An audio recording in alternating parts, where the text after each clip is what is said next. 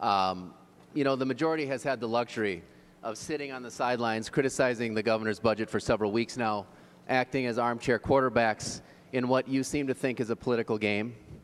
In this game, you play around with gotcha votes, piecemeal budgets, we've talked about that before, and even the facts, all while standing off the field criticizing those who have actually done the work and put their budget together. If this is a game, then it's time for you all to get off the sidelines and get on the field. Today, and that's what today's vote is all about, it's about objecting once again to a partial fix and to urge us to find, and we are urging you to find a complete solution. This vote is objecting to the illusion that you're trying to present. This is political theater, like a magician snapping his fingers over here while he's trying to steal your watch over there. It's about objecting to the very idea that all of this is a political game and a theatrical event. More than anything, I think we'd agree that Minnesotans last November said to us, knock it off. They asked us to candidly, openly put our plans out so everybody could see them, make a choice based on their values about what is best for our state. They asked us to be honest with them, to keep promises and do what we said we would do. Pretty basic Minnesota values.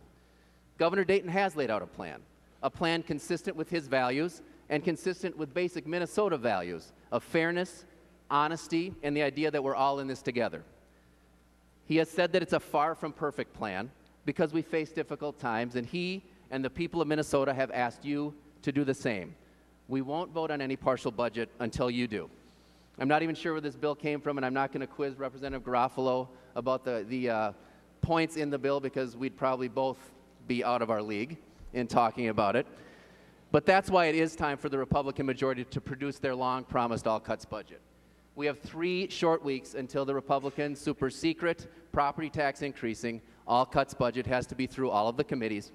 That's literally no time at all. We've heard committee chairs who are going to have 24 hours of public testimony after their budget is released and it's voted on to Ways and Means Committee.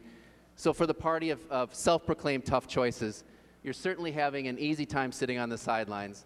On the sidelines, budget realities can be wiped away by magic wand of living within our means and reform. It's easy to talk tough and give lectures, but now is the time for you to put your budget on the table. Minnesotans are asking that. You can see it in editorials all around the state. Where is the Republican budget? That's what we're asking for you today, and until we see that budget and that can actually compare with the Minnesota people, the choices before us, we're going to be voting no. Thank you, Mr. Speaker.